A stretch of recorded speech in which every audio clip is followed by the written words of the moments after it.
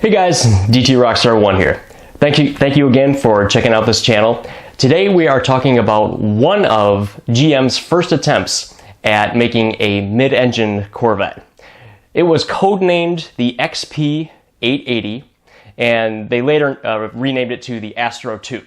Now, one quick fact, about XP880. What that was Harley Earl, who was one of the chief designers at GM. He was fascinated by jet aircraft. A lot of times when they came out with an experimental aircraft, they would codename it with XP followed by a number. For example, like the picture you see here, the aircraft you see in this picture here is called the XP59. So Harley Earl started applying that to a lot of his experimental cars and concept cars. So this was the XP880, and a lot of the other concept cars out there took that. And Bill Mitchell, who took Harley Earl's place when he retired, he continued that. So the Astro 2 was one of three of the Astro concepts in that series, and it was probably the least radical of the three. Like, Astro 1 was incredibly low to the ground. It had a canopy style roof, and it had a periscope as a rear view mirror. And Astro 3 had a turbine engine, and it looked like something out of Star Wars. But Astro 2, as we are talking about today, is more conventional looking.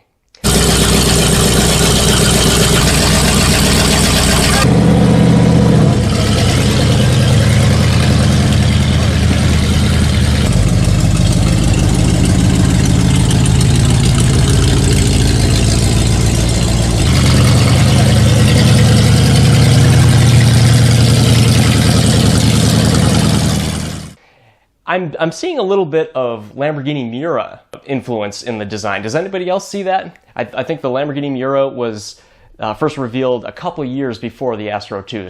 And I know that Bill Mitchell was influenced by a lot of Italian cars. So it'd be interesting to find out if anybody has any information about that.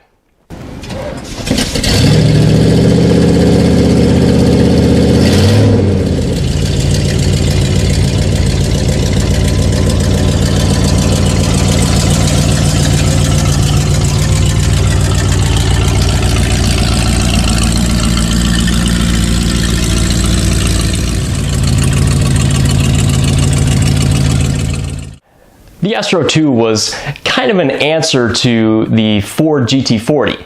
The GT40 was a mid-engine car, and they did make some roadworthy versions of it.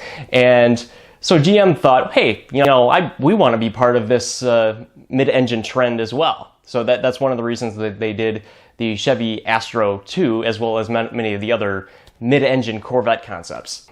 This one had a conventional 427 V8, and it was a counter-rotating motor. It rotated counterclockwise.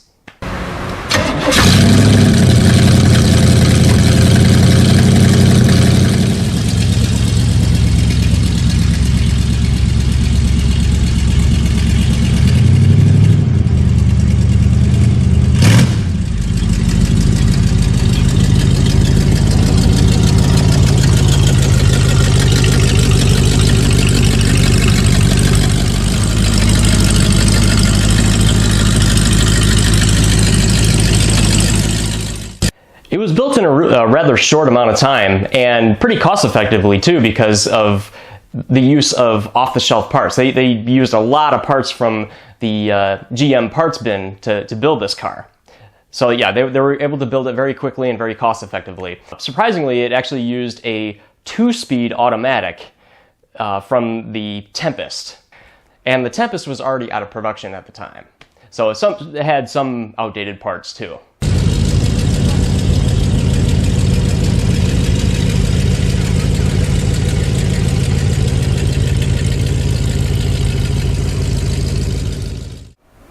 You certainly wouldn't want to get involved in a side collision in this car, because as you can see in the video here, there's really no rocker panels. The door doesn't have much protection, so you're probably pretty much a goner if you get in a side collision in this car.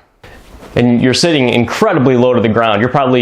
Your ass is probably no more than 3 inches off the ground. But sources say that it handled incredibly well. It was like 1G cornering, which is that's great even by today's standards. It weighed a few hundred pounds less than a C3 Corvette, and it just handled like a go-kart.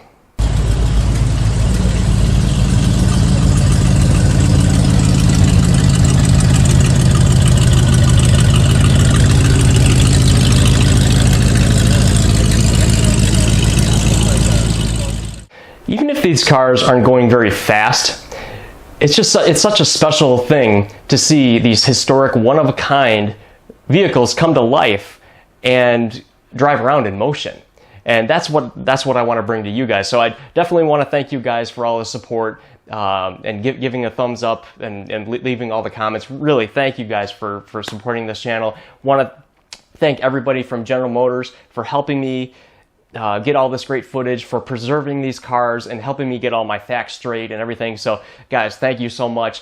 I will see you next time.